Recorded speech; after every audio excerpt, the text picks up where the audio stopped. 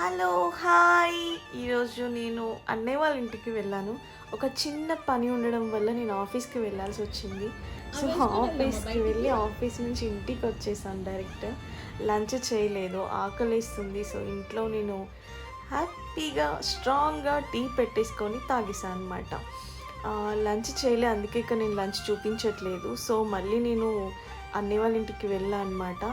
అన్నయ్య వాళ్ళ ఇంటికి వెళ్ళి పొద్దున చేసిన చేపల కర్రీతో హ్యాపీగా తిన్నాం. హాయ్